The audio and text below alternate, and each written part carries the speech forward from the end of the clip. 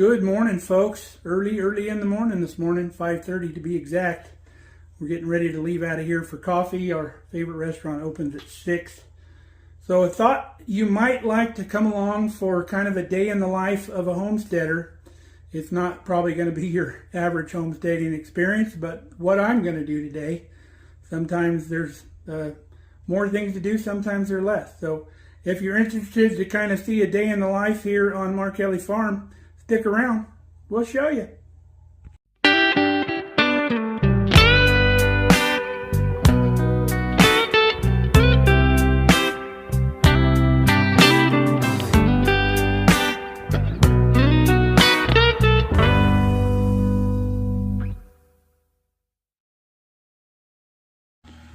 Ooh, it is cold out here. Thank God for auto start. All right, we are headed home after coffee. We've got some stuff to do at home and lots of other stuff planned today. So we're glad you're coming along with us.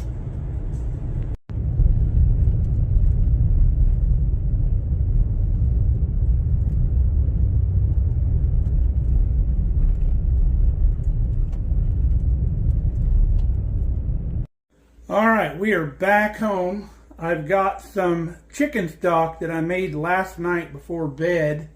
I need to go through it, sort everything out, and we're going to start canning this stuff. I had probably 5 rotisserie chicken carcasses that I've been saving up, and then we just got 2 rotisserie chickens the other day that we just boned out. So we put all that in the pot with some carrots and onions and some spices, and got some stock made. We use quite a lot of it here on the homestead. Here's all the stuff that came out of the pot that we strained out. You can see we've got all our bones and all that. Everything's cooked down. Got all that goodness from them bones. And then just got to pick through here, get all the bones out of there that I can find. And then the dogs really love this stuff. Just picking through here with our fingers, getting the big stuff out that we can see first. We've always heard that it's not good to feed your dogs cooked bones because they become brittle. But generally, if they're uncooked, they're a little bit safer. You still wouldn't want to feed them, some little thing like that. But like a big leg bone or something like that, I think it'd be fine. Now, my mom's family back in the day, if you were a baby and we were having chicken, they'd give you a leg bone to gnaw on, a fresh leg bone that from a leg of chicken. Had that little nubby thing on the end. And they'd give it to you and let you gnaw on it like something for teething or something, because you couldn't break that bone as a baby, It was just kind of something to gnaw on. It had a little flavor. Now, when we had our kids, my 2 girls, my mom suggested that a couple times, and I'm like, I'm not giving my kid a chicken bone to choke on. And I'm sure it was okay. I believe that's probably a leg bone there. So we would gnaw on the little end of that. She had me doing it when I was a kid and I didn't die, so we'll get the rest of this all done. Now, the little gristle on the end of the breastbone, you can leave that in. The dogs love that part. It's not hard at all. Now, back in the day, this mixture here would have never made it to the dog bowl. We were so dirt poor family back in the day that Grandma probably would have made soup out of something like this after picking the bones out of it, but we don't do that with it, even though we could. You see all these advertisements nowadays about giving your dogs human grade food is a little bit better for them, and I'm sure it is, and we take good care of our pups here on Mark Kelly Farm. If you've been around the channel any time at all, you know that. We always, every time we process meat, they get a pretty good bunch of really good food out of it. Okay, there's our pile of bones. as I go through there with my fingers, I break up a lot of the big chunks of carrot in there. Now, Kelly gets the final check on this because no matter how many times I go through here, Kelly can always find a few more bones in that. So she always gets the final check before this stuff gets bagged up. And that goes for just about any time I'm trying to find something. Kelly's always the go-to person, because when I tell her I can't find something, she always asks, did you do a man search?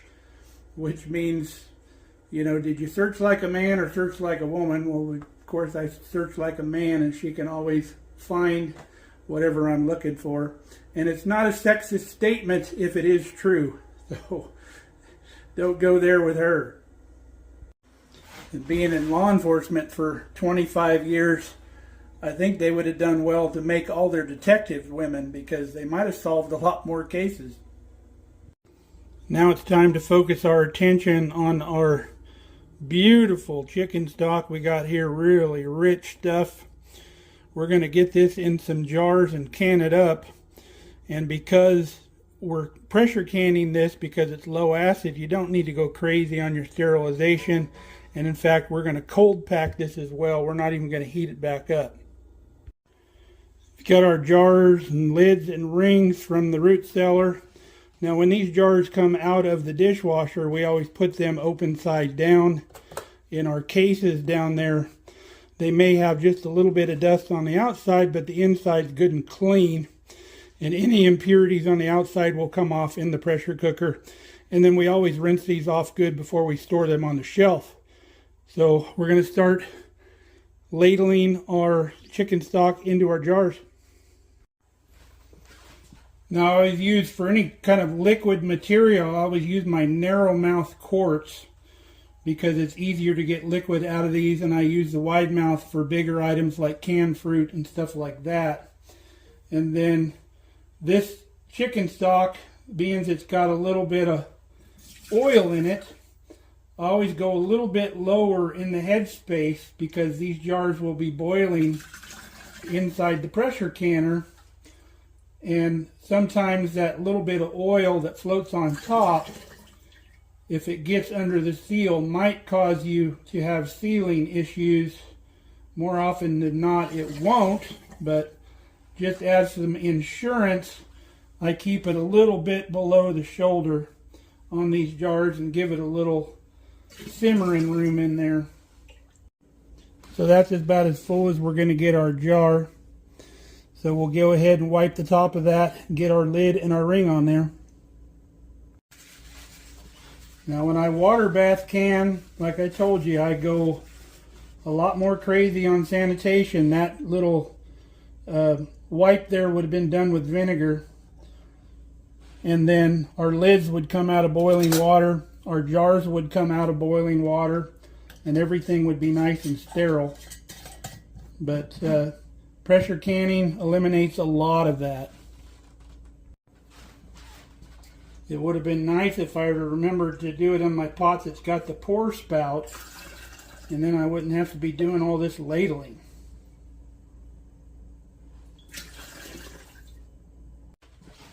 Now when you're tightening your jars, don't go crazy tightening these jars. I use 3 fingers to tighten those jars just to where you got good contact. You don't want to cinch them down super tight because you could bulge your lids. You want that steam to be able to escape from there. And then once it starts cooling, it'll suck that lid back down and give you a good seal.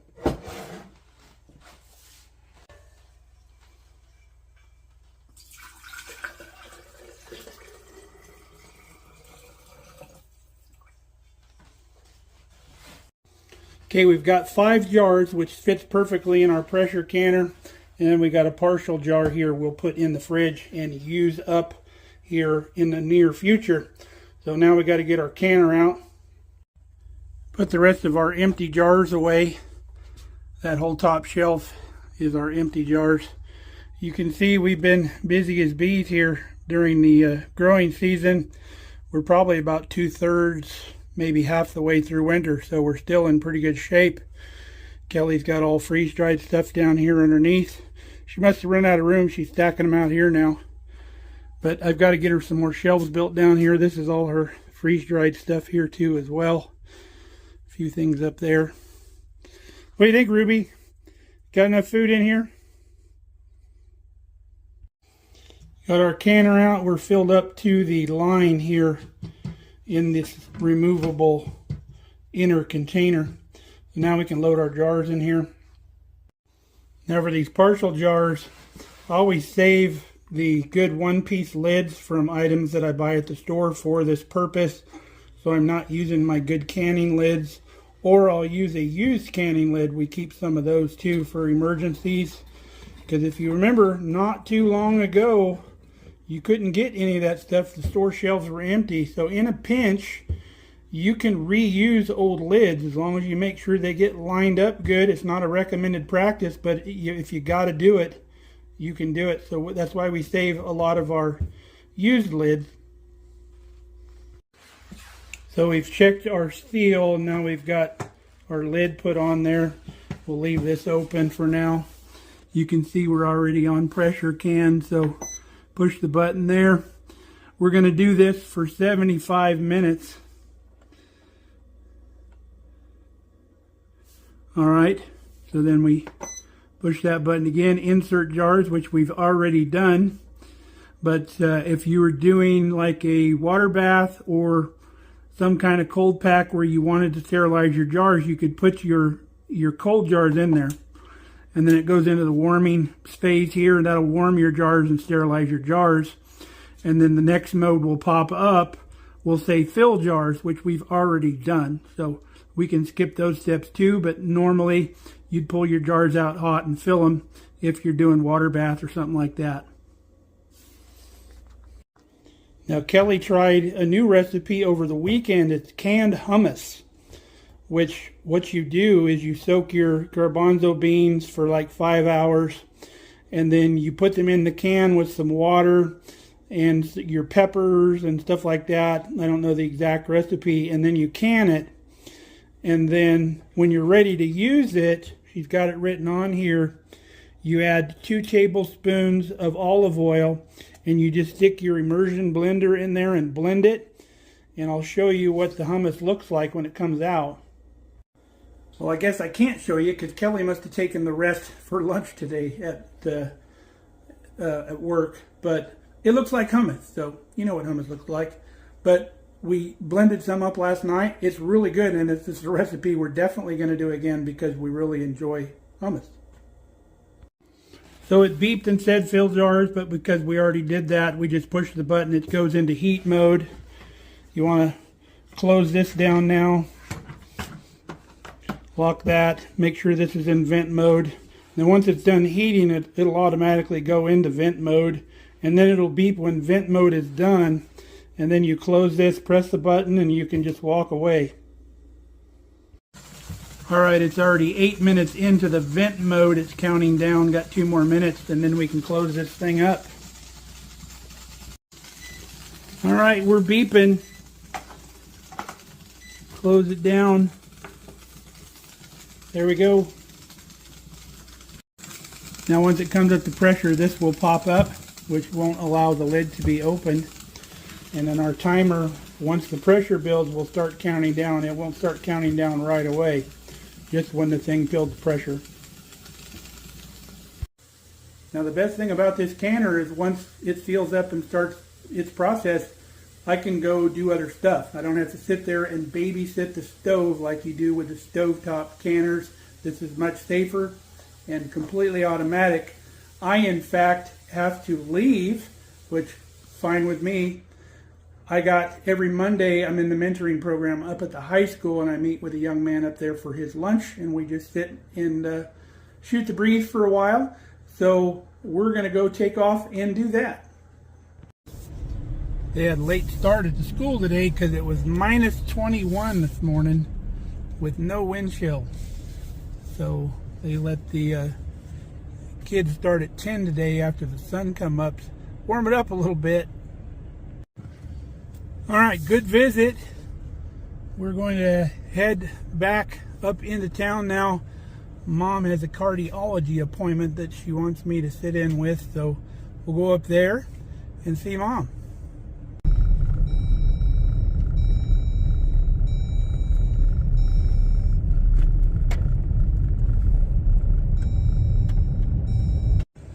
Now, if you're ever near Broken Bow, Nebraska, there's a brewery here called Kincaidor Brewing.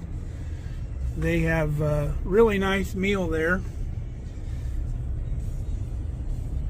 Nice steakhouse and brewery. And they actually have an Airbnb or bed and breakfast type thing there that they call bed and beer. Inside your room, there's an actual beer tap where you can sample their beers right inside your room there. Pretty cool. All right, we're here where Mom lives. They even got an old tractor over there in the front yard. We got Mom to her appointment. How you doing, Mom? I'm breathing heavy. Yeah? She's wearing open-toed shoes like some kid with it being 35 degrees outside. All I have. Oh, you got socks. No, I don't have socks either. You probably don't want any socks, I though. don't have any socks. Do you want some socks? To wear with my sandals? No. No, see, you don't want socks. Everybody's going to think I'm not taking care of you. Mark, I couldn't have anybody better taking care of me than you. Well, we're going to wait here for her appointment. Well, we're done with Mom's appointment. We've got some pretty tough decisions to be made. They want to have her do a heart valve procedure where they insert something in her heart valve because she has a thick one or something. I don't know the exact name of it, but we're going to have to research it and see what the complications and everything are. She doesn't recover well now. She's 86 years old this year, and she's got a ton of allergies. She's literally allergic to life.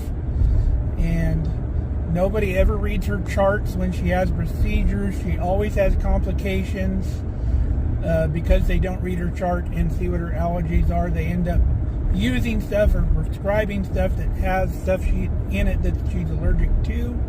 So she always has complications.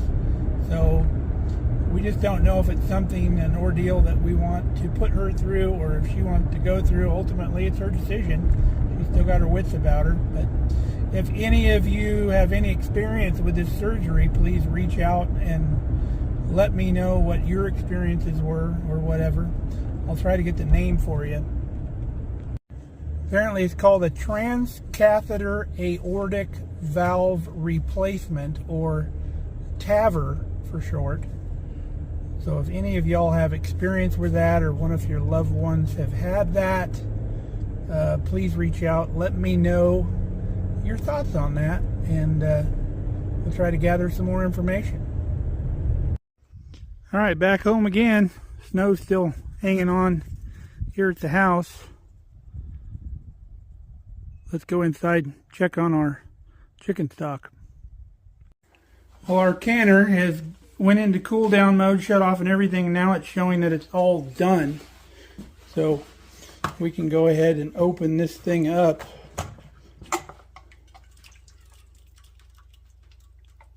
It's all good. Nothing bubbling in there anymore, I don't think. Well, maybe it is. Yep, still bubbling. So we'll let this cool with the lid off for a while. Meanwhile, I need to go outside and do something. We picked up some more feed for the deer. We've got a herd of deer that's been coming in, eating. The chickens are pretty slim out here in the winter, so we're supplementing their feed a little bit. Got Kelly's four-wheeler out, gonna run up there and put some down.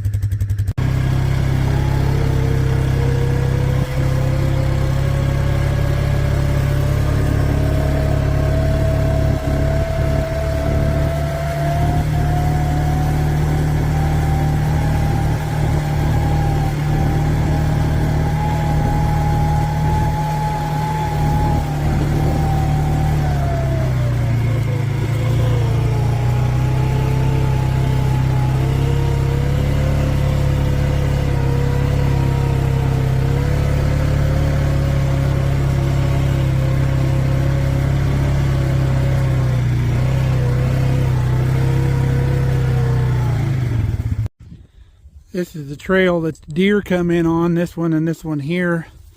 We've got a little trail cam right there that catches their activity over here while they're eating. Ruby, don't roll in stuff.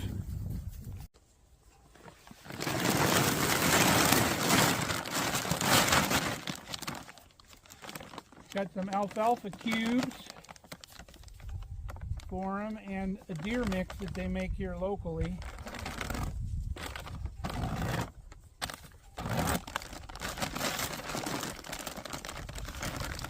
We'll put half of each bag in each spot. We have two spots that we feed. Here's what the alfalfa cubes look like.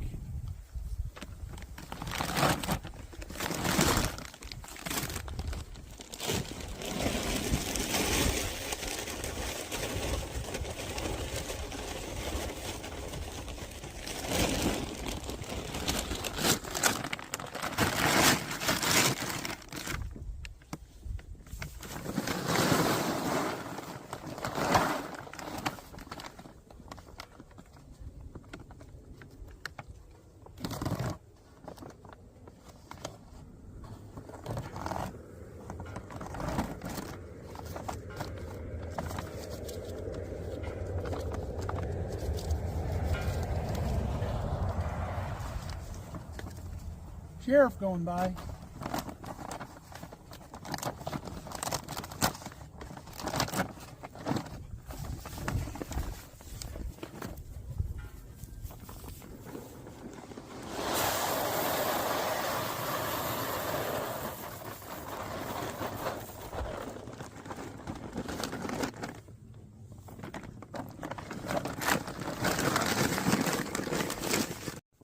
There's our deer mix with some sweet feed in it, some corn, alfalfa, cubes, and a mineral block. They're not too interested in the mineral block.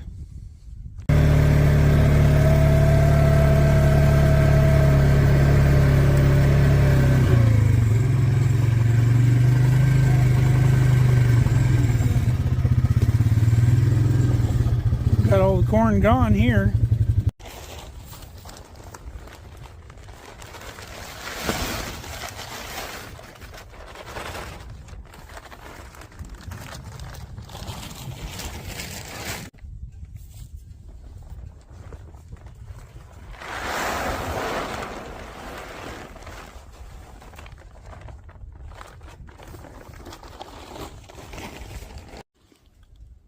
Here's the cornfield over on the north side of the property, where all the corn in the yard came from. Here's our little driveway we have down the north side of the property to get through. Got a few limbs to pick up out here in the shelter belt. The wind blow down. Not too bad though, nowhere near the cleanup we had before, if you remember. My nose and ears are really cold. Let's get back in the house.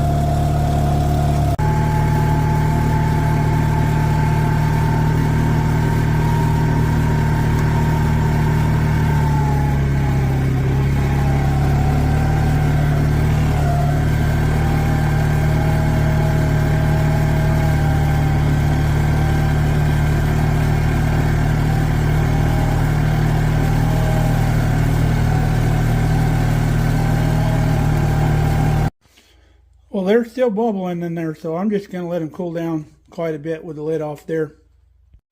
So I was cleaning up the other day and found this again. It got lost in some mail that we had stacked up. And Jennifer Ocean Homestead, Jennifer Dowim, I believe her name is, sent this to us. A really nice card for us for Christmas. I don't think it was this Christmas. I think it was maybe last Christmas and it just got misplaced. But we apologize, Jennifer.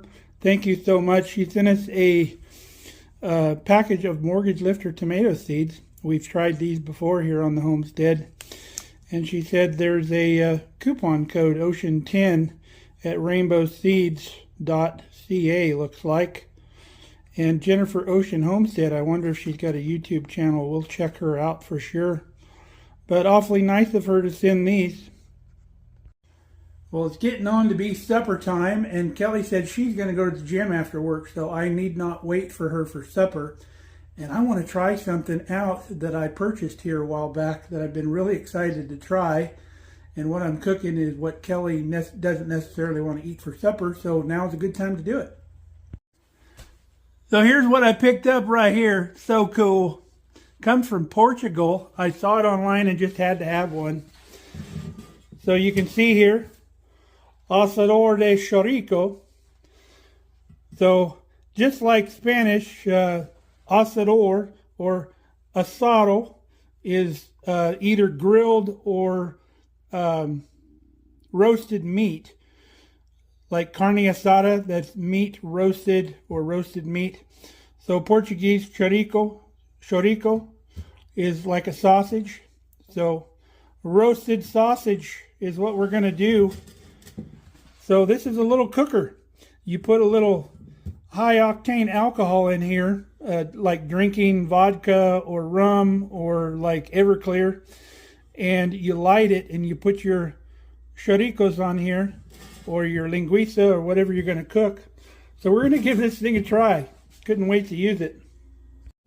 So we put 4 tablespoons or a quarter cup of our high octane Everclear here. Again, you can use high octane vodka, rum, whatever, as long as it's got alcohol content where it will burn. I'm going to get this jar out of the way here. So next is the chorico. We cut it a little bit on there. I've got it in my big roaster pan. It's got a lid in case this thing goes crazy. I've never used it before. I don't want to burn the house down. If it gets crazy, we'll just put the lid on it, snuff it out. So let's light it up. Here we go, a moment of truth. All right, we're flaming. We'll get some tongs. Looking pretty cool. Cooking it nicely. It's like she's about done. A couple more puffs and she'll be out. All right, she's out. So quarter cup's about the right amount to cook your sausage or warm it up. I'd probably do this outside. It's probably not a good, safe indoor activity, especially if the grease gets going, whatever. But that'd be cool to do outside. All right, there's our asado de chorico here on our tortilla with some mayo, mustard, and some shaved onion, some smoked Gouda cheese, and some zucchini relish. Cannot wait.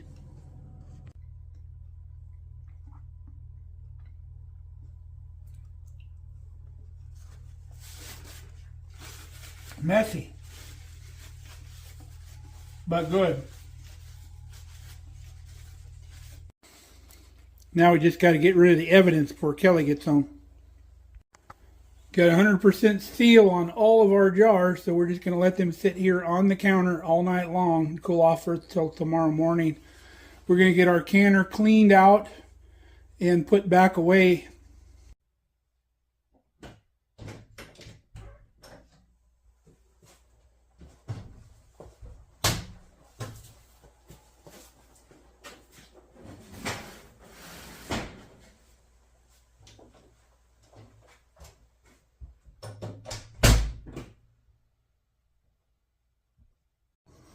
Okay, I think our little piggy's going to go back in the cupboard. Got it all cleaned up. This is one of those things that could become a family heirloom one day. It's really cool. Well, folks, that's mostly a wrap on the day. I wanted to let you guys know again, a lot of our subscribers have been having issues not getting notified when new videos come out.